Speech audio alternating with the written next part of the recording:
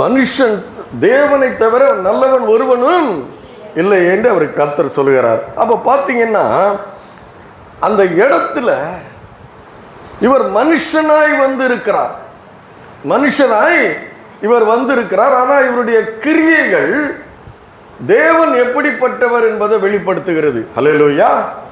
தேவன் எப்படிப்பட்டவர் என்பதை இயேசுவின் மூலமாக தேவன் தன்னை வெளிப்படுத்தி கொண்டிருக்கிறார். ஏன்னா இவரே தேவன் தான், இவருக்குள்ள தேவன் இருக்கிறார். மாம்சத்திலே வந்து தேவன் அவர் வந்து தன்னை வெளிப்படுத்தி கொண்டிருக்கிறார். நன்மை செய்கிறவர், பரிசுத்த ஆவினாலும் வல்லமையினாலும் நிறைந்தவராய் அவர் என்ன பண்றாரு? நன்மை செய்கிறவராய் சுற்றி திரிந்தார் என்று வேதம் சொல்லுகிறது. அவரை பார்க்கிறா இந்த பெண் பார்த்துட்டு, அவர் வந்து இவருடைய கிரிகள் எல்லாம் பார்த்துட்டு இவர்தான் கர்த்தர் என்று சொல்லி, இவர்தான் மேசியா என்று சொல்லி ஒரு வெள்ளைக்கல் பரணியை கொண்டு வந்து அவருடைய சிரசின் மேல் ஊற்றுகிறார். அதுக்கு அவங்க என்ன சொல்றாங்க? இந்த தைலத்தை உயர்ந்த விலைக்கு விற்று தரித்திரருக்கு கொடுக்கலாமே என்றார்கள். அங்க ஆண்டவர் சொல்றார் பாருங்க, இந்த ஸ்திரியை ஏன் தொந்தரவு படுத்துகிறீர்கள்? ஹல்லேலூயா. அப்போ அந்த பெண்ணை அவங்க ஏதோ ஒன்று என்ன பண்ணியிருக்காங்க, அந்த கூட்டத்துக்கு நடுவில் அவர் செய்த காரியத்தை குறித்து நெருக்கடி கொடுக்குறாங்க இல்லையா? அதனால தானே சொல்றாரு ஆண்டவர், சொல்றாரு இந்த பெண்ணை, இந்த ஸ்திரியை ஏன் தொந்தரவு படுத்துகிறீர்கள். அதாவது சீஷர்கள் இருக்கிறாங்க, மற்றவர்களும் இருக்கிறாங்க.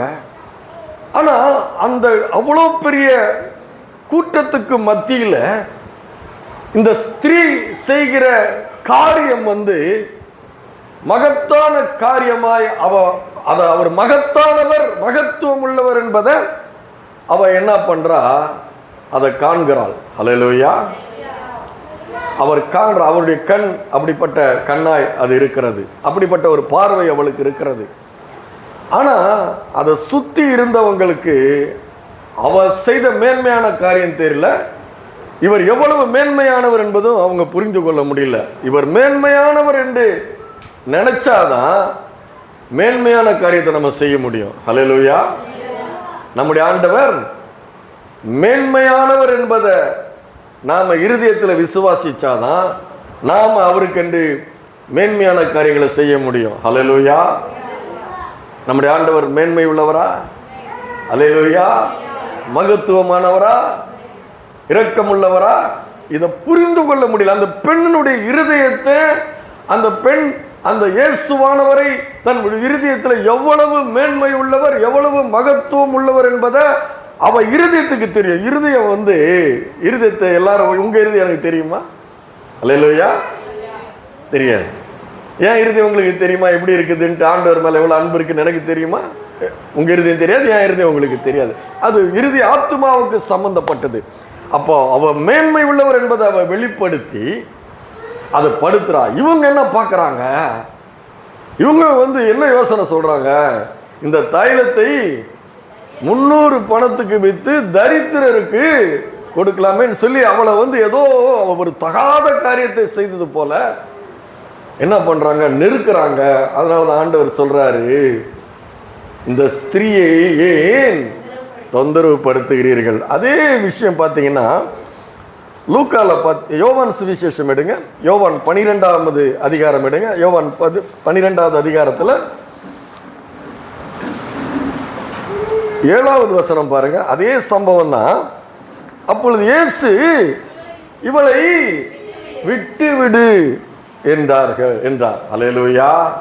இவளை அப்போ விடாம என்ன பண்றாங்க? அவளை வந்து அவளுடைய நற்கிரியையை கண்டு அவங்க என்ன பண்றாங்க? அவளை விட்டு விடு, அவளை விட்டுடு, போதும், தொல்லை பண்ணாதீங்க, அங்க தொந்தரவு பண்ணுங்க, ஏன் தொந்தரவு பண்ணுகிறீர்கள்? விட்டு விடுங்க அவளை. ஹல்லேலூயா. அப்போ நம்முடைய காரியம் மேன்மையானவரை, மகத்துவமானவரை எந்த அளவுக்கு அவரை நம்ம ஆராதிக்கிறோம் என்பது நம்முடைய விசுவாசத்தின் மூலமாக தெரிய வேண்டும். பாருங்க, அது பாருங்க, பெரிய சாட்சி. அது அவளுடைய வெளிப்பாடு, இருதயத்தினுடைய வெளிப்பாடு பெரிய ஒரு சாட்சி. ரோமருக்கு எழுதின நிருபம் 16வது அதிகாரம் 9வது வசனம் பாருங்க, என்ன சொல்லுது பாருங்க. 16:9 என்ன சொல்லுது பாருங்க. 1 கொரிந்தியர் 1:4. 1 கொரிந்தியர் 1:4.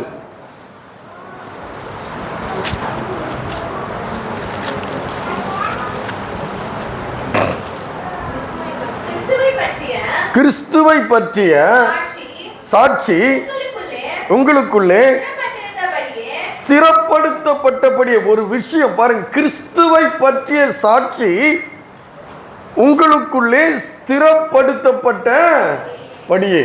அப்படின்னா அவரை குறித்து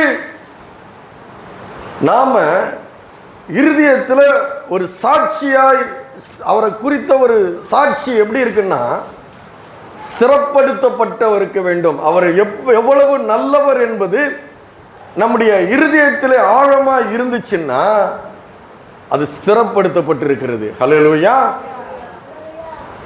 நான் சொல்றது உங்களுக்கு புரியுதா?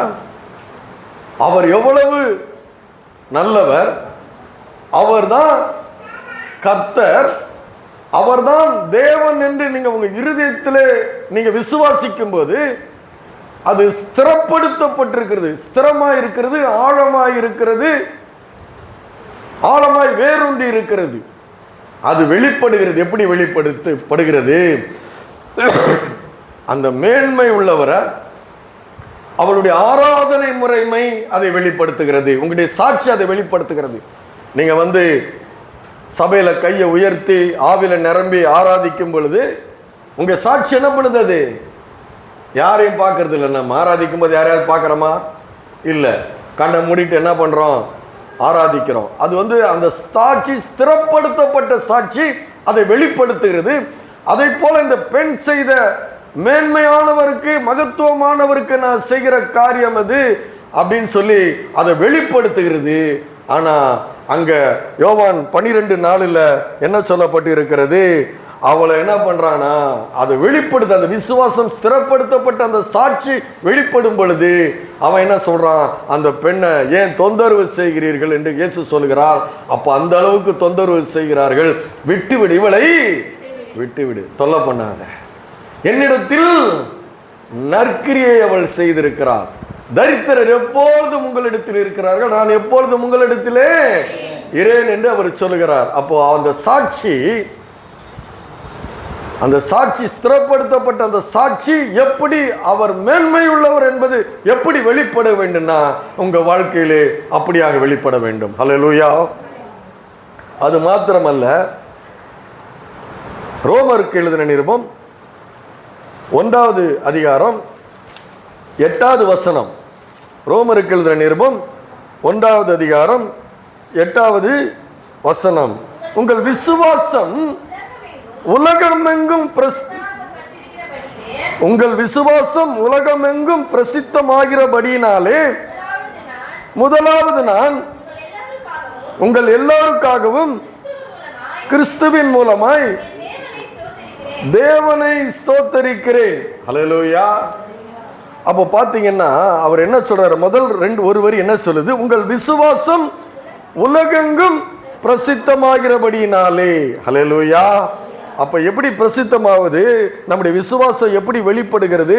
அவர் மேன்மை உள்ளவர் என்று நாம அவருக்கு நாம வெளிப்படுத்துகிற அந்த காரியம், அவருக்கு விசுவாசமான காரியம் எப்படி வெளிப்படுகிறது? அவர் மேன்மை உள்ளவர் என்று நம்ம விசுவாசிக்கும் போது நம்ம விசுவாசம் வெளிப்படுகிறது. அந்த விசுவாசம் உலகமெங்கும் அது பிரசித்தமாகிற விசுவாசமாக இருக்கிறது என்று பார்க்கிறார். ஹல்லேலூயா. அவர் சொல்றார், இந்த என்னிடத்தில் அவர் நற்கிரியை அவள் செய்கிறாள். இப்ப அது வேதத்தில் எழுதப்பட்டுடுச்சு. அது அவள் செய்த நற்காரியம் வேதத்தில் எழுதப்பட்டிருக்கிறது. அவளுடைய இருதயம் ஸ்திரப்படுத்தப்பட்ட அந்த இருதய விசுவாசம் இன்னைக்கு எங்க பண்ணப்படுகிறது? உலகெங்கும் பிரசித்தம் பண்ணப்படுகிறது. ஹல்லேலூயா.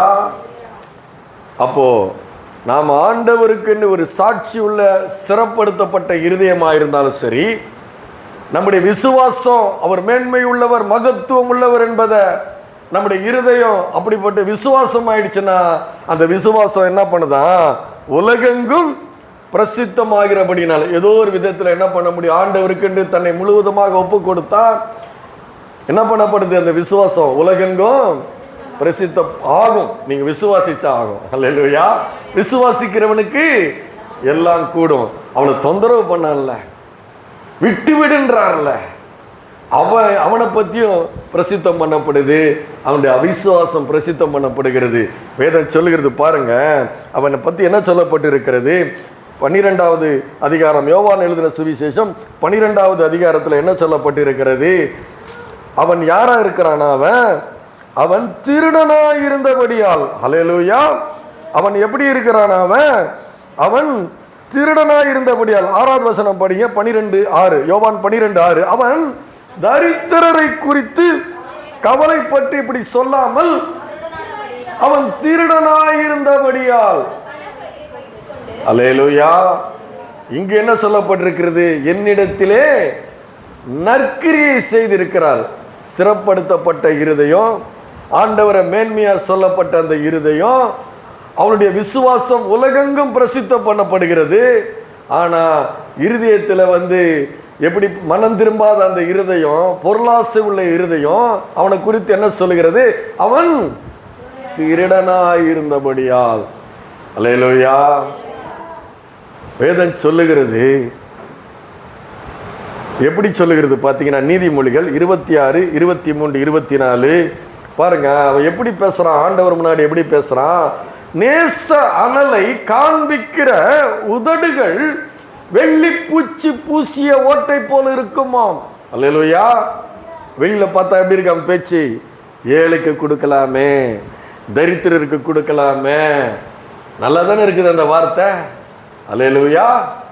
ஆனா ஆண்டவருக்கு தெரியுது உள்ள என்ன இருக்கு, என்னுடைய இருதயம் எப்படிப்பட்ட இருதயமா இருக்குன்னு யாருக்கு தெரியுது, ஆண்டவருக்கு தெரியுது. நேச அனல்.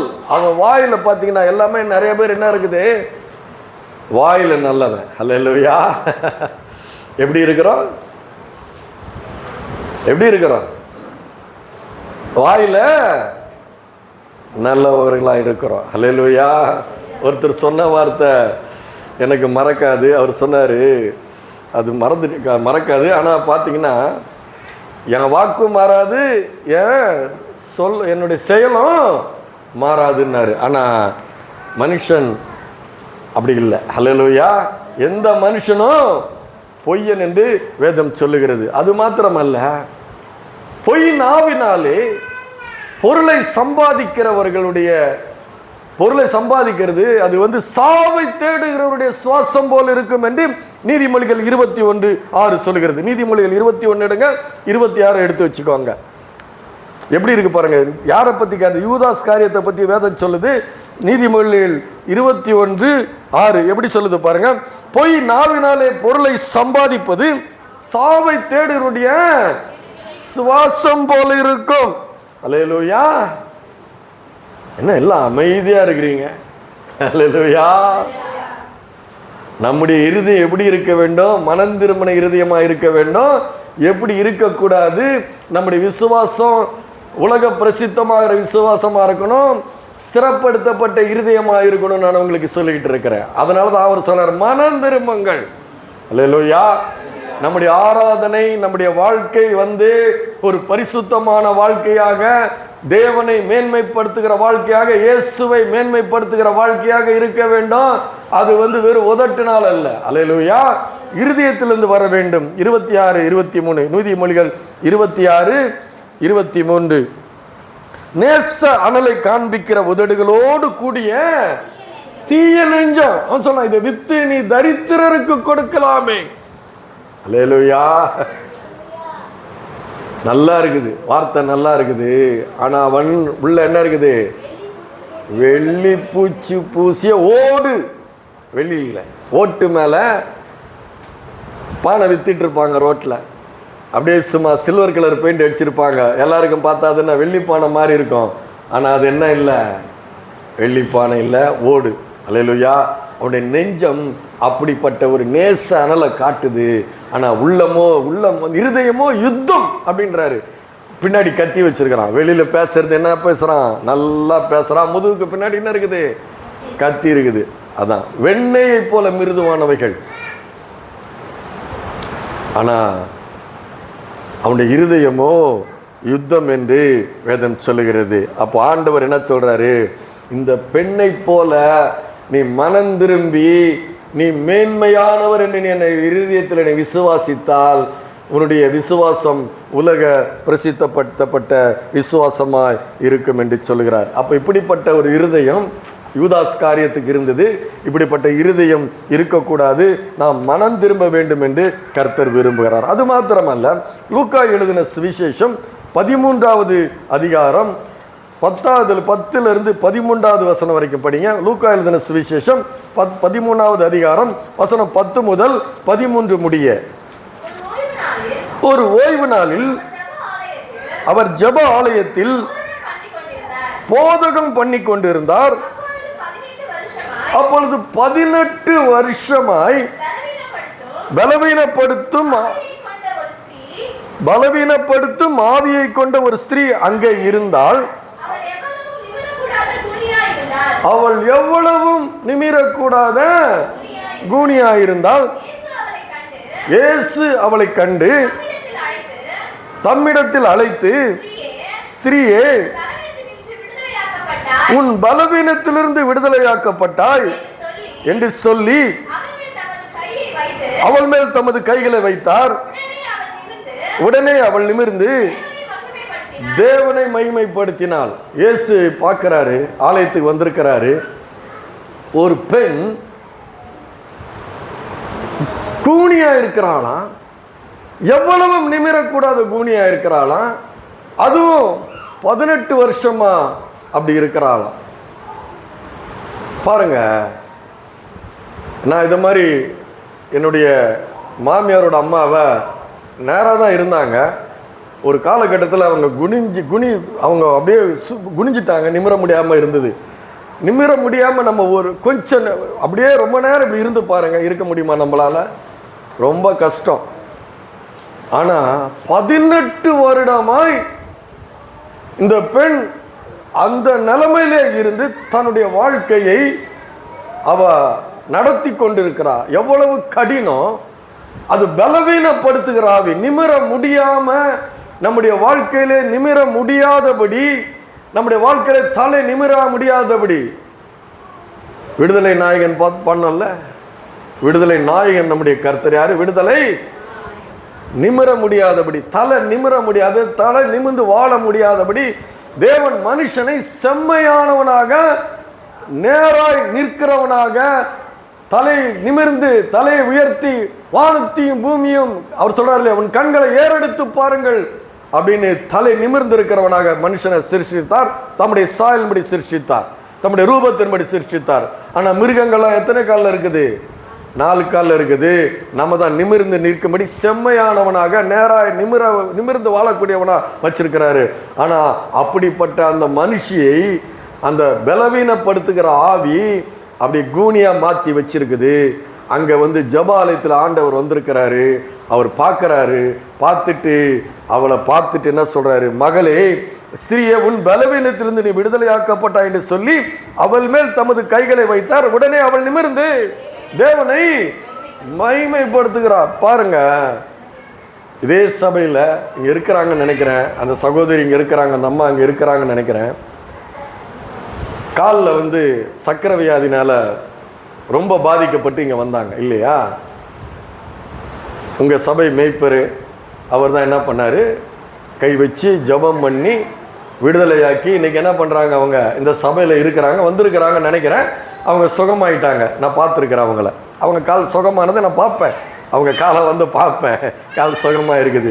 அப்படி பார்க்கும்போது என்ன இருக்குது? எனக்கு சந்தோஷப்படுறேன் நான். ஹல்லேலூயா. நாம் ஒருத்தருடைய சுகத்தை, ஒரு விடுதலை, ஒருத்தருக்கு வாழ்க்கையில் தலை நிமிர முடியாதபடி அவருடைய தலை குனிந்து வாழ்கிற வாழ்ந்துட்டு இருந்தவங்க இப்போ தலை நிமிர்ந்து நல்லா சந்தோஷமா வீடு வாசல் மனைவி பிள்ளைங்க சொத்து சுகன்னு வாழும் பொழுது ஒரு இந்த சமுதாயத்தில் தலை நிமிர்ந்து வாழும் பொழுது நம்ம என்ன பண்ணணும்? சந்தோஷப்படணும். நம்முடைய ஆண்டவர் சொல்றாரு, சந்தோஷப்படுகிறவர்களை கூட சந்தோஷப்படுங்கள். வீடு பிரதேசத்துக்கு போகும்போது நான் பிரசங்கம் பண்றதுக்கு ரொம்ப சந்தோஷப்படுவேன். அல்லேலூயா, ரொம்ப சந்தோஷம். அவங்கள வீடு கட்டி ஒரு கௌரவமா இருக்கிறாங்கன்னு நினைச்சு நான் ரொம்ப சந்தோஷமா போய் பிரசங்கம் பண்ணுவேன். அப்போ அந்த போல சந்தோஷப்பட வேண்டியவர்கள் ஒருவருடைய பலவீனத்தை பார்த்து நம்ம என்ன பண்ணணும்? ஐயோ எப்படி இப்படி இருக்கிறாங்களே அப்படின்னு நம்ம மனவேதனைப்படுகிறவர்களாக நாம் இருக்க வேண்டும். ஆனா என்ன சொல்லுது பாருங்க, 14வது வசனம் என்ன சொல்லுது பாருங்க. இயேசு ஓய்வு நாளிலே சொஸ்தமாக்கினபடியால் ஜபாலய தலைவன் கோபமடைந்து, மனுஷருடைய இருதயம் ஒருவர் சுகமாயிட்டாங்க, குணமாயிட்டாங்க, தலை நிமிர்ந்துட்டாங்க, இன்னைக்கு நல்லா இருக்கிறாங்கன்னு இருக்கும் பொழுது அதை பார்த்து என்ன பண்ணக்கூடாது? கோபம் அடையக்கூடாது, பொறாமப்படக்கூடாது, வயிறெறியக்கூடாது. அல்லேலூயா. சந்தோஷப்படுகிறவர்களே நீங்கள் சந்தோஷப்படுங்கள். அது ரொம்ப கஷ்டம். வேதம் சொன்னாக்க பாவம் உள்ள மனுஷன் அதை செய்வது ரொம்ப கஷ்டம். அவர் சொல்றாரு, இவளும் ஆபிரகாமின் குமாரத்திப்பா, இவள் ஆபிரகாமின் குமாரத்தி. அப்படின்னா என்ன? ஆசீர்வாதத்துக்கு சொந்தக்காரி இவள். அல்லேலூயா. ஆனா அவளை பிசாசானவன் பலவீனப்படுத்துகிற அந்த ஆவியை கொண்டு எவ்வளவும் நிமிரக்கூடாது இருந்தா, இப்போ ஓய்வு நாள்ல சொஸ்தமாக்கணும்னா ஓய்வு நாள்ல நான் அவளை விடுதலை ஆக்கியிருக்கேன். அல்லேலூயா. கட்டப்பட்டு அப்போ ஓய்வு நாள்ல அவர் விடுதலை ஆக்கினாரு. அதை கண்டு அவன் என்ன பண்றான்? கோபம் அடைந்து. அதனாலதான் சொல்றாரு, அவருடைய இருதயம் அவர் காமிக்கிறாங்களாம். ஓய்வு நாள்ல எந்த வேலையும் செய்யக்கூடாது, நாங்க ரொம்ப பக்தி வைராக்கியமா இருக்கிறோமே, நாங்க ரொம்ப அதனாலதான் நான் சொன்னேன், என்னை கட்டுப்படுத்தாதீங்க. ஆண்டவருடைய வார்த்தை 1 மணி நேரம் ஆயிடுச்சுன்னு என்னை கட்டுப்படுத்தாதீங்க நான் தான் சொன்னேன். அல்லேலூயா. கரெக்டா இல்லையா? அல்லேலூயா. 1 மணி நேரத்துல முடியும் என்னை கட்டுப்படுத்தாதீங்கன்னு சொன்னேன். ஏன் சொன்னேன்? அதான் சொன்னேன். அல்லேலூயா. என்னை கட்டுப்படுத்தாதீங்க, அவரையும் போய் சொல்லாதீங்க. சீக்கிரம் முடிக்க சொல்லுங்க, எனக்கு வேலை இருக்குதுன்னு சொல்லணும். இதெல்லாம் சொல்லணும். அல்லேலூயா. அதிகாரம், ஏன்னா அதிகாரம் கொடுக்கப்பட்டு இருக்கிறது. அப்போ பார்த்தீங்கன்னா அவன் கோபம் அடைந்து, அவன் சுகமானது விடுதலையானதை பார்த்து கோபம் அடைந்து, வேலை செய்வதற்கு உங்களுக்கு 6 நாள் உண்டு, அந்த நாட்களில் நீங்கள் சொஸ்தமாக்கி கொள்ளுங்கள். அது அவன் குடும்பத்தில் இருந்தா அவன் இருப்பான், விட்டுருப்பான அந்த மாதிரி பரவாயில்ல. அல்லேலூயா. தனக்குன்னு வரும்பொழுதுதான் அந்த கஷ்டம் தெரியும். அதனாலதான் ஆண்டவர் சொல்றாரு, அது எப்படிப்பட்ட இருதயமா. அதே அவங்கள பார்த்தீங்கன்னா அவர் நற்கிரியைகளை செய்யறத பார்த்து பொறாமப்பட்டு அவரை குற்றம் பிடிக்கும்படி அவர் மேல கண்கள் நோக்கமா இருக்கு. ஓய்வு நாள்ல இவர் சொஸ்தமாக்குவார்.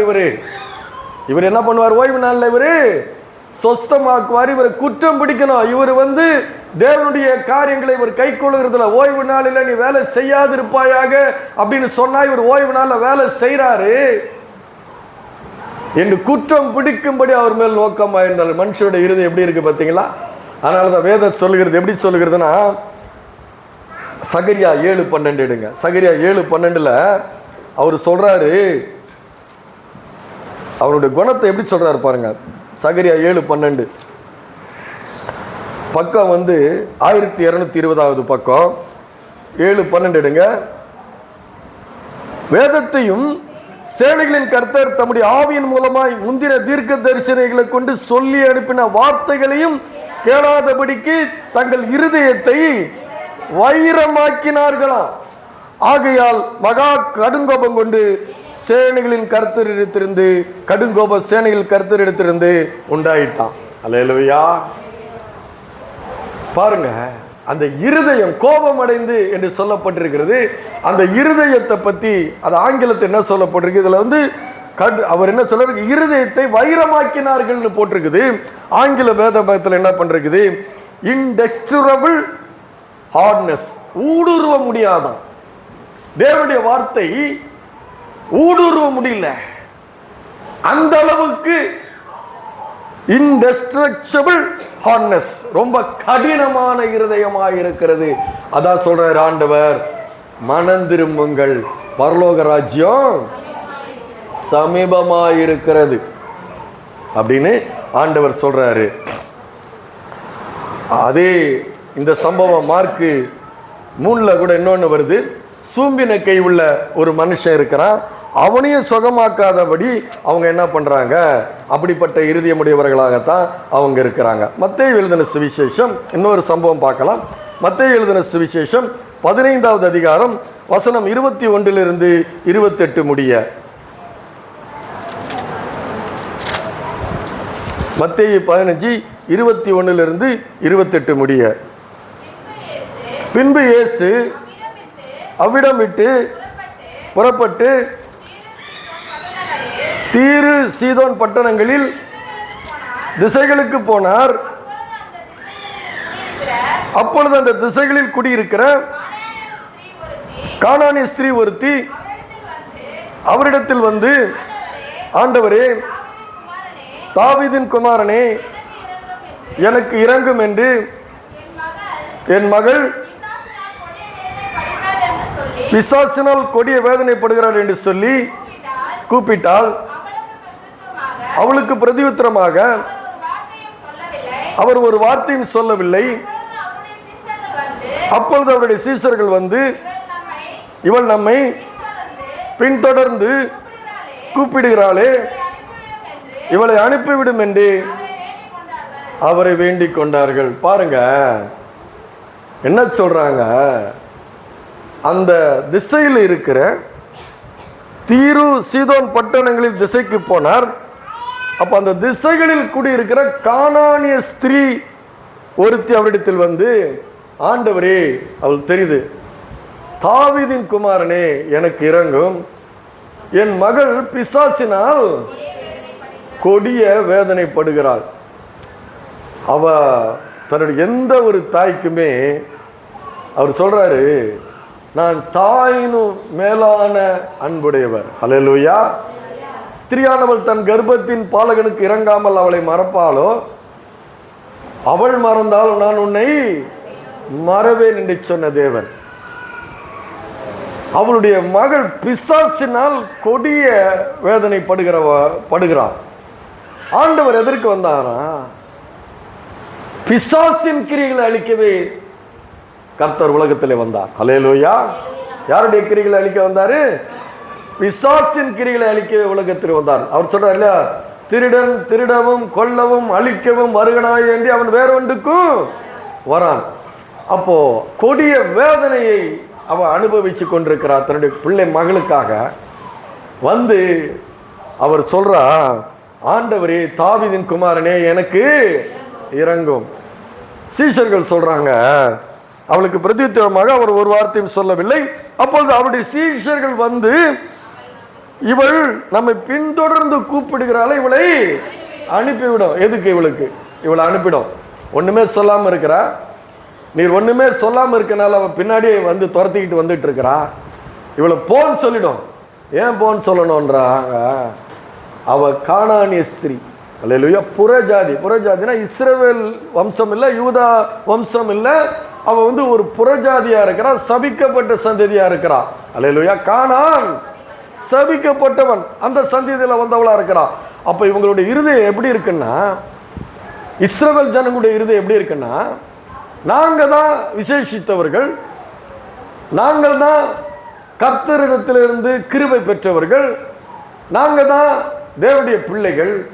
மற்றவங்கலாம் என்ன நினைச்சாங்களா? நாய்கள் அப்படின்னு நினைச்சாங்களாம். ஹல்லேலூயா. அந்த இஸ்ரவேல் ஜனங்களுடைய இருதயம் எப்படிப்பட்ட இருதயமா இருந்ததா? புறஜாதி மக்களை பார்க்கும்போது நரகத்தில் விறகு வேணுமா, அந்த விறகுக்காக உண்டாக்கப்பட்டவர்கள் புறஜாதி மக்கள் நினைச்சாங்களாம். அல்லேலூயா. இன்னைக்கு கூட அந்த காரியம் இருக்குது. இந்த ஒரு 3 சபைக்கு நான் ரெகுலராக போகிறேன். அந்த 3 சபையில் ஒருத்தர் சொல்கிறாரு, எந்த சபைன்னு சொல்ல மாட்டேன், கேட்காதீங்க. அது சொல்கிறாரு, ஐயா, நான் அந்த தெருவுக்குள்ளே போக மாட்டேன். அல்லேலூயா. இவரை இன்னொருத்தவங்க சொல்கிறாங்க, நாங்கள் இவரை மதிக்க மாட்டோம். இவர் என்ன சொல்கிறாரு, நாங்கள் அந்த தெருவுக்குள்ள போக மாட்டோம். எவ்வளவு எவ்வளவு ஒரு இருதயம் பாருங்க. அப்படிதான் இந்த இருதயம் இருக்குது. எப்படி இருக்குது? இவளை அனுப்பிவிடும் என்ற வார்த்தையில் இவ நரகத்துக்கு போக வேண்டியவா, இவளுக்கு எதுக்கு சுகம்? நாம் கூட பார்க்குறோம்ல, இவனா இப்படி இருந்தானே, இவளா இப்படி இருந்தாலே. இப்போ பார்த்தீங்கன்னா கழுத்தில் போட்டிருக்கிறா, காதில் போட்டிருக்கிறா, மூக்கில் போட்டிருக்கிறா. அல்லேலூயா. வீடு கட்டிட்டாங்க, இவளா இப்படி ஆயிட்டா, நம்பவே முடியலையே என்னால. அல்லேலூயா. மற்றவர்களை குறித்து ஒரு நமக்கு என்ன இருக்குது, ஒரு தாழ்வான எண்ணம் அது இருக்குது. அது இருக்கக்கூடாது. கிறிஸ்தவர்களாகி நமக்கு, ஜீவனுள்ள தேவனை ஆராதிக்கிறவர்களை நமக்கு என்ன இருக்கக்கூடாது, இப்படி இருக்கக்கூடாது. அதனால தான் சொல்கிறேன், மனந்திரும்புங்கள். அல்லேலூயா.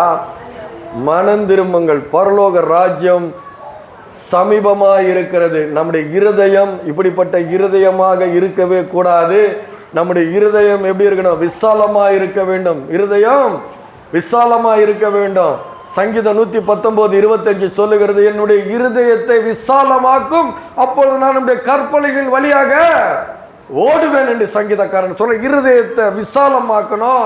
அப்படி விசாலமாக்கும் பொழுதுதான் ஆண்டவர் அப்படிப்பட்ட இருதயத்தை அவர் ஆசீர்வதிக்கிறவராய் அவர் இருக்கிறார். ஹல்லேலூயா. அப்போ அப்படி நினைச்சாங்க, அந்த பெண்ணை குறித்து அப்படி நினைச்சாங்க. ஆனா ஆண்டவர் அவளுடைய விசுவாசத்தை வெளிப்படுத்துவதற்கு, அவருடைய விசுவாசத்தை வெளிப்படுத்துவதற்கு தான் என்ன பண்ணாரு, தாமதிக்கிறார். அதை சீஷர்கள் பார்க்க வேண்டியதான் தாமதிக்கிறாரு. ஒரு வார்த்தை சொல்றாரு, பிள்ளைகளுடைய அப்பத்தை எடுத்து நாய்க்குட்டிகளுக்கு போடுவது நல்லதில்லைன்றாரு. அப்ப அவ சொல்றா, மெய்தான், ஆமா உண்மை.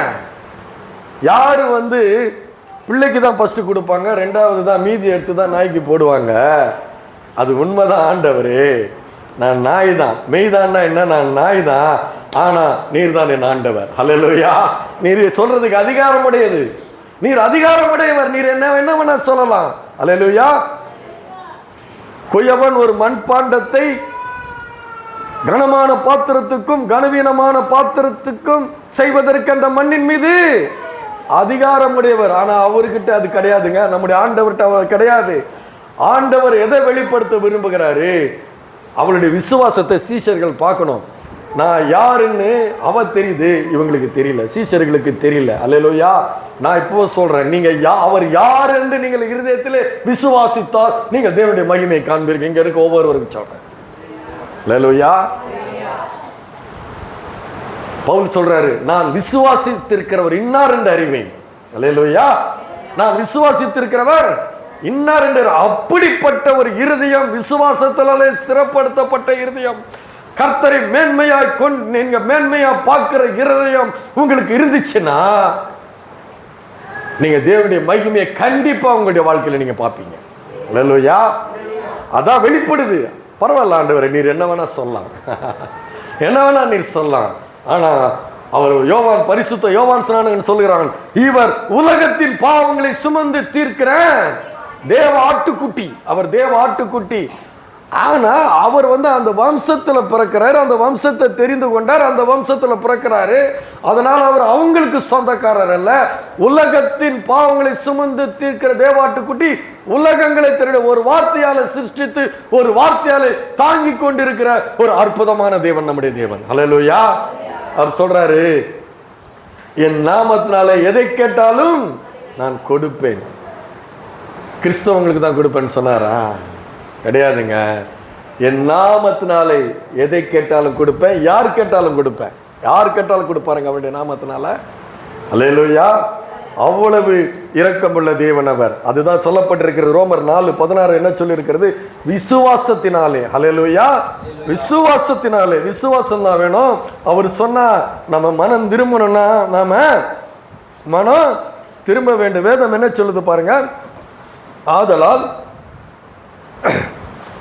சுதந்திரமானது கிருபையினால் உண்டாயிருக்கிறதா இருக்கும்படி அது விசுவாசத்தினால் வருகிறது. அல்லேலூயா. சுதந்திரமானது அப்படின்னா சுதந்திரமானது கிருபையினால் உண்டாயிருக்கும்படிக்கு அது விசுவாசத்தினாலே வருகிறது. அப்படின்னா சுதந்திரமானதுன்னா சொத்து. சங்கீதக்காரன் 16 சொல்றான், சங்கீதம் 16 சொல்றான், கர்த்தர் என் சுதந்திரமும் என் பாத்திரத்தினுடைய பங்குமாயிருக்கிறீர். தேவரீர் என் சுதந்திரத்தை காப்பாற்றுகிறீர். இங்க இருக்கிற யாரெல்லாம், இங்க இருக்கிற விசுவாசிக்கிற, இங்க தேவனை மேன்மையா நினைக்கிற, மகத்துவமாய் நினைக்கிற யார் வேணா இருக்கலாம், அவங்க எல்லாம் நீங்க விசுவாசிச்சீங்கன்னா பார்ட்னர் ஆக்குறீங்க. உங்க பார்ட்னர் வானத்தையும் பூமியும் உண்டாக்கினவர். அல்லேலூயா. உங்க உங்க உங்க பார்ட்னர் யாரு? பார்ட்னர் யாரு தெரியுமா? பங்குதாரர். அந்த பங்குதாரர் நீ விசுவாசிச்சுன்னா அந்த பங்குதாரர் யாரு? வானாதி வானம் கொள்ளாத மகிமைக்கு பாத்திரர், வானம் எனக்கு சிங்காசனம், பூமி எனக்கு பாதபடி என்று சொன்னவர். நான் பிரேயர்ல வைக்கிறேன், கர்த்தாவே நீர் என் பார்ட்னர். அல்லேலூயா. அவர் பார்ட்னரா இருந்தா வேலை கம்மிங்க. அல்லேலூயா. உங்க பார்ட்னரு பெரிய ஆளா இருக்கிறான்னு வச்சுக்கோங்க, அதிகாரம், அந்தஸ்து, வல்லமை, ஐஸ்வர்யம் எல்லாம் இருக்குதுன்னா நமக்கு வேலை கம்மி. அல்லேலூயா. வேணுமா? அவர் வேணுமா? அதான் விசுவாசம். அல்லேலூயா. அவர் அவர் என் கர்த்தர். ஆனா சங்கீதக்காரன் சொல்றான், அவர் என் கர்த்தர், கர்த்தர் என் மேய்ப்பராயிருக்கிறார். அடிக்கடி நீங்க சொல்லணும் இது. அல்லேலூயா. என் தேவன். சங்கீதத்தை நீங்க படிச்சு பார்த்தீங்கன்னா அவர் சொல்லக்கூடிய வார்த்தை என் தேவன். யாரெல்லாம் சொல்ல போறீங்க? என் கர்த்தர், என் மேய்ப்பர், என் மீட்பர், என் ரட்சகர். அல்லேலூயா. மெய்யாகவே சொல்றேன், அவர் உங்கள் கர்த்தர் ஆயிட்டாரு, அவர் உங்கள் பார்ட்னரு ஆயிட்டார். அல்லேலூயா. அப்போ ஆண்டவர் இது எதுக்கு சொல்ல வரேன் பார்த்தீங்கன்னா, மனம் திரும்புங்கள் என்று சொல்றார். மனம் புதிதாக வேண்டும் என்று அவர் சொல்லுகிறார். நம்முடைய வாழ்க்கையிலே உதாரத்துவமா, இருதய விசாலமாக்கப்பட்ட இருதயமா பாருங்க. யூதாஸ் காரியத்தை திருடனா இருக்கிறான். அந்த பரிசேய சபையில சுகமாக்கிறத பார்த்து என்ன பண்றான்? கோபப்படுகிறான். ஒரு பெண் விடுதலையாகிறத நினைச்சு சந்தோஷப்படாம ஒரு விசுவாசி விடுதலையாக வேண்டிய நினைக்கிற அந்த ஜபாலய தலைவனுக்கு என்ன, ஐயோ என் சபையில் இப்படி ஒரு கூணி இருக்கிறாருன்னு வருத்தப்படல, அவன் நிமிந்துட்டாலேன்னு வருத்தப்படுறான், கோபம் அடைகிறான். யூதாஸ் காரியத்தை திருடனா இருக்கிறான். சீஷர்கள் என்ன பண்றாங்க? இவளை அனுப்பிவிடும். கடின இருதயம் உள்ளவர்களா இருக்கிறாங்க. ஏன்னா இவங்கெல்லாம் புறஜாதி, இவங்களுக்கு என்னத்துக்கு சுகம், இவங்களுக்கு எல்லாத்துக்கும் விடுதலை. அப்ப சபையில ஒரு விடுதலை உண்டான யார் சந்தோஷப்படுறது? ஃபர்ஸ்ட் யார் சந்தோஷப்படுறா? மேய்ப்பன். அதை பார்த்து ஆண்டவர் என்ன பண்றாரு? நம்முடைய வல்லமை இந்த மேய்ப்பன் மூலமா வெளிப்படுதுன்னு சந்தோஷப்படுறாரு. நீங்க எத்தனை பேர் சந்தோஷப்படுறீங்க? நம்ம சபையில் இப்படிப்பட்ட விடுதலை நடக்கும் பொழுது எத்தனை பேர் சந்தோஷப்படுறீங்க? ஒரு பிறந்தநாள் கொண்டாடும் போது, ஒரு கல்யாணம் நடக்கும்போது, ஒரு வீடு பிரதிஷ்டை நடக்கும்போது, ஒரு பெண்ணு பெரிய பொண்ணா இருக்கும்போது, ஒரு பெண்ணுக்கு கல்யாணம் ஆகும்போது, ஒரு பெண்ணு படிச்சு நல்ல வேலையில போகும்போது, நல்ல மார்க் எடுத்து பாஸ் பண்ணும்போது, நம்மளாம் என்ன எப்படிப்பட்டவர்களா இருக்கணும்? அல்லேலூயா. மனதார சந்தோஷப்படுகிறவர்களாய், அல்லேலூயா, நம்ம அப்படிப்பட்ட ஒரு கிறிஸ்தவர்களாய் இருக்க வேண்டும். அல்லேலூயா. அதனாலதான் அவரை குற்றப்படுத்துறவங்க சொல்றாங்க, என்ன சொல்றாங்க? ஆண்டவர் செய்த நன்மை செய்கிறவராய் சுற்றி திரிந்த அந்த ஆண்டவரை பார்த்து அவர் சொல்றாரு, மனதுருகி. ஒருத்த கேட்கிறான், ஆண்டவரே எனக்கு சித்தமானால் உம்மால் சுத்தமாக்க முடியும்னு கேட்குறான். ஏன்னா அந்த உலகத்தில் மனுஷருடைய இருதயம் எப்படி ஆகிப்போச்சுன்னு பார்த்தீங்கன்னா, சொல்கிறோம் இல்லையா, நம்மளே சொல்கிறோம் இல்லையா, ஆண்டவர் தான் அவன் காலை உடைச்சார், ஆண்டவர் தான் அவனை இப்படி கஷ்டப்படுத்துறாரு, சொல்கிறோம் இல்லையா. அப்போ நம்ம மனசில் என்ன ஆகிடுது? இதெல்லாம் கடவுள் தான் செய்கிறாரு, நாம் ரொம்ப நல்லவங்க. என்ன சொல்கிறோம்? நாம் அதானே, நாங்கள்லாம் அப்படி பண்ணுறது இல்லைப்பா, நாங்கள்லாம் அப்படிப்பட்ட ஆளுங்க இல்லை. ஆனால் கடவுள் பற்றியா கையை ஒடிக்கிறாரு, காலை ஒடிக்கிறாரு, சாவடிக்கிறாரு, தரித்திரத்தை கொடுக்குறாரு, வியாதியை கொடுக்குறாரு. இப்படி மனுஷருக்குள்ள இருதயம் இப்படிப்பட்ட இருதயமா இருக்கிறதுனால எல்லாருக்கும் ஒரு சந்தேகம், எனக்கு விடுதலை கிடைக்குமா? கர்த்தர் நல்லவர் என்பதை யோசித்து பாருங்கள். இப்படி இப்படி பேசி பேசிய கர்த்தரை எவ்வளோ குற்றப்படுத்த முடியுமோ குற்றப்படுத்தியாச்சு. நம்மளை அப்போதான் நம்மளை நல்லவங்களா காட்டுறது. நம்மளை கொஞ்ச நேரம் பேசிட்டு இருக்கும் போதே நாம எவ்வளோ நல்லவங்கன்றது எவ்வளோ ஒரு உதாரத்துவமானவங்க எடுத்துக்காட்டுற புத்தி தான் நம்மகிட்ட இருக்குது இல்லையா? நான் அப்படிதான், நீங்களாம் அப்படி இல்லைல்ல, நீங்களாம் ரொம்ப நல்லவங்க. அல்லேலூயா. ஆமாம், அல்லேலூயா. நான் என்னையே சொல்லிக்கிறேன். அதனால தான் என்னுடைய சொந்த பாவத்தை பற்றி நானே சொன்னேன். அல்லேலூயா. ஆனால் நீங்கள் நல்லவங்க, அதை மனசில் வச்சிருக்க மாட்டீங்க. அல்லேலூயா. நம்முடைய சுபாவம் நாம் எவ்வளோ கெட்டவங்கன்றது அறிவிக்கிறதே நம்ம கிடையாது. கர்த்தர் எவ்வளோ கெட்டவர், அவர் தான் கையை ஒடிக்கிறார். அப்படி இருக்கிறதுனால அவர்கிட்ட வரும்பொழுது கூட அவர் எனக்கு என் மேலே அவருக்கு கரிசனை இருக்குதா, என்னை விடுதலை ஆக்குவாரா, அப்படிப்பட்ட எண்ணத்தோடு நம்ம வர்றோம். ஆனால் ஆண்டவர் சொல்கிறாரு, உனக்காக தான் நான் வந்தேன். அல்லேலூயா. பவுல் சொல்கிறல, நாம் பாவிகளாக இருக்கையில் கிறிஸ்து நமக்காக மரித்ததினாலே நம்மேல் வைத்த அன்பை அது விளங்க செய்கிறதல்லவா. நம்முடைய இருதயம் அப்படிப்பட்ட இருதயமாக இருக்கிறது. அதனால தான் யோனா தீர்க்கதரிசியை பற்றி நான் போன தடவை எடுத்தேன். யோனா தீர்க்கதரிசிக்கு தெரியுது, என்ன தெரியுது, இந்த நினிவே ஜனங்கள் கொடூரமான ஜனங்கள். தலையை தனியாக எடுத்துருவான். தலையை தனியாக எடுத்தது மாத்திரமல்ல, எல்லாரும் பார்க்குற மாதிரி தேங்காய் மாதிரி குவிச்சு போட்டிருப்பான், வெறும் தலையா. அல்லேலூயா. நான் எவ்வளோ அவனை பார்த்தா பயப்படணுமா, அந்த பயத்தை உருவாக்குறதுக்கு அப்படிப்பட்ட ஒரு காரியத்தை குமிச்சு போட்டுருவானா. தலையை தோலை உரிச்சு செவுத்தில் ஒட்டிடுவானா. அல்லேலூயா. தூண்களுக்கு வால்பேப்பர் மாதிரி ஒட்டுவானா. ரொம்ப கொடூரமான நினிவே மக்கள். அந்த மக்களுக்கு போய் ஏன் சுவிசேஷம் சொல்லணும்? இவர் சொல்லுவார், நான் போய் சொல்லிடுவேன், அவர் மன்னிச்சிருவார். ஏன்னா அவர் இரக்கமும் மன உருக்கமும் நீடிய சாந்தமும் மிகுந்த கிருபையும் உள்ளவர். ஆனால் வேதம் என்ன சொல்லுது, நீ ஆண்டவருடைய செய்கைகளை நீ அறியா, எல்லாவற்றையும் செய்கிற தேவனுடைய செய்கைகளை நீ அறியாயின்னு சொல்றது. அவர் என்னத்துக்கு சொல்றாரோ அதை நம்ம என்ன பண்ணிடணும், செஞ்சுட்டு போயிடணும். நான் ஒரு சபைக்கு போவேன், எல்லாருக்கும் என்ன பிடிக்குன்னு சொல்ல முடியாது, ஆனால் நான் போவேன். அல்லேலூயா. போய் என்ன பண்ணுவேன், ஆண்டவருடைய வார்த்தை நம்ம சொல்லணும்னு சொல்லிட்டு நம்ம வரணும். நம்ம மேலே விழுந்த கடமை அது. அப்போ பார்த்தீங்கன்னா அவனுடைய எண்ணம் என்னன்னா, ஆண்டவரை பற்றி அவனுக்கு தெரிஞ்சு போச்சு. ஆண்டவரை பற்றி என்ன தெரிஞ்சு போச்சு, இவர் மன்னிக்கிறவர், இவர் தண்டிக்கிறவர் அல்ல, இவர் மன்னிக்கிறவரே. ஆனால் இந்த ஜனங்களுக்கு தேவை மன்னிப்பு கிடையாது, தண்டனை தான் தேவை. இவன் தீர்மானம் பண்ணிட்டு, கபடு இல்லை இவங்கிட்ட, இவன் புறாவை போன்றவன், இவனுக்கு கபடு இல்லை. நீர் சொல்லுவீர் செய்ய மாட்டீர், அதை போய் நான் சொல்லணும், நீர் தான் செய்ய மாட்டீர் என்று நேராக எதிர்த்து செய்யல போகிறான் யோனா தீர்க்கதரிசி. ஆனால் ஆண்டவர் என்ன சொல்கிறாரு, நான் சொன்னதை நீ செய்யணும். அல்லேலூயா. நான் சொன்னதை நீ செய்யணும்னு சொல்லி அவனை கொத்தா பிடிச்சி கூப்பிட்டு வந்து சொல்ல வச்சிடறாரு. அல்லேலூயா. பாருங்க, நம்ம ஆண்டவர் அவர் சொல்றாரு இல்லையா, நான் யோனாவிலும் பெரியவர், சாலமோனிலும் பெரியவர். அவர் சொல்றாரு, மனம் திரும்புங்கள், பரலோக ராஜ்யம் சமீபமாக இருக்கிறது.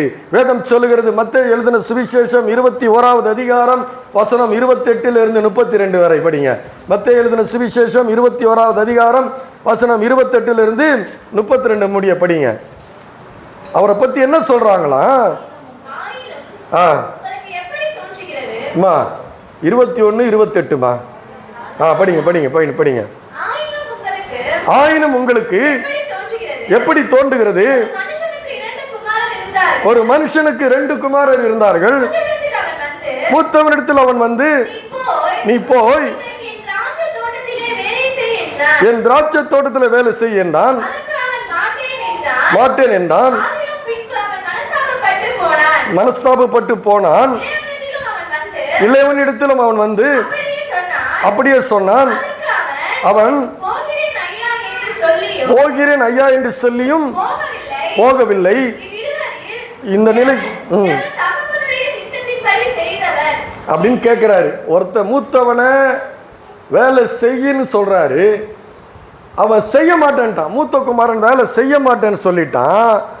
ஆனா அவன் என்ன சொல்லிட்டான், செய்ய மாட்டேன்னு சொல்லிட்டு பின்பு மனஸ்தாபப்பட்டு அவன் என்ன பண்றான், வேலைக்கு போயிட்டான். இன்னொருத்தர் இருக்கிறான் இளைய குமாரன், அவன் என்ன சொல்றான்னா, சொன்ன உடனே நான் செய்யறேன், அல்லேலூயா, மண்டைய வேக வேகமா ஆட்டிட்டு செய்யல. இதுல யாரு தகப்பனுடைய சித்தத்தை செய்தீர்கள்னு கேட்கிறாரு. அதுக்கு பரிசேயர்கள் சொல்றாங்க, மூத்தவன் தான் ஆண்டவருடைய சித்தத்தை செய்தான் அப்படின்னு சொல்றாங்க. அப்போ ஆண்டவர் சொல்றாரு, அவர் என்ன சொல்றாரு, ஆயக்காரரும் வேசிகளும் உங்களுக்கு முன்னே தேவனுடைய ராஜ்யத்தில் பிரவேசிக்கிறார்கள் என்று மெய்யாகவே உங்களுக்கு சொல்லுகிறேன். ஆயக்காரரும் வேசிகளும் பாவம் செய்யறவங்களாம், அதாவது செய்ய மாட்டோம், உங்களுடைய கட்டளைகளை நாங்க செய்ய மாட்டோம்னு சொல்லி பாவம் செய்கிறவர்களாம் மூத்த குமாரனுக்கு ஒப்பிடுகிறார். மூத்த குமாரன் நான் செய்ய மாட்டேன்னு சொல்லி பின்பு மனஸ்தாபப்பட்டு செய்கிறானா. அது போல ஆயக்காரரும் வேசிகளும் யோவான் பிரசங்கிக்கும் பொழுது, அவர் விரியன் பாம்பு குட்டிகளேன்னு பிரசங்கம் பண்ணும் பொழுது அந்த பிரசங்கத்தை கேட்டு மனம் திரும்பி ஞான ஸ்நானம் எடுத்துட்டாங்க. யாரு? ஆயக்காரர் வேசிகளும் மனம் திரும்பி அந்த வார்த்தைகளுக்கு, விரியன் பாம்பு குட்டிகளே, வரும் கோபத்துக்கு உங்களுக்கு தப்பிக்க வகை காட்டினவன் யார் என்று சொன்ன உடனே மனம் திரும்பி ஆயக்காரரும் பாவிகளும் மனம் திரும்பி யோவான் ஸ்நானகத்தில் ஞான ஸ்நானம் எடுத்து விட்டார்கள். அல்லேலூயா. நாங்க உங்களுடைய கட்டளை இப்படி செய்ய மாட்டோம், பாவம் பண்ணுவோம், அநியாயம் பண்ணுவோம், அசுத்தமா இருப்போம்னு சொன்னவங்க மனம் திரும்பி ஞான ஸ்நானம் எடுத்துட்டாங்க. ஆனா இளைய குமாரன் போல நாங்க செய்யறோம்னு சொல்லிட்டு தேவனுக்கு கட்டளை கை கொள்றோம்னு சொல்லிட்டு அதை கை கொள்ளாத பரிசேயர்களை இளைய குமாரனுக்கு ஒப்பிட்டு சொல்லுகிறார். அல்லேலூயா. அவங்க இருதயத்தை அவர் வெளிப்படுத்துகிறார். அதனாலதான் சொல்றாரு 32வது வசனம், ஏனென்றால் யோவான் நீதி மார்க்கமாய் உங்களிடத்தில் வந்திருந்தும் நீங்கள் அவனை விசுவாசிக்கவில்லை, ஆயக்காரரும் வேசிகளும் அவனை விசுவாசித்தார்கள், அதை நீங்கள் கண்டும் அதற்கு அவனை விசுவாசிக்கும்படி பின்பாவைகளும் மனஸ்தாபப்படவில்லை என்றார். அல்லேலூயா.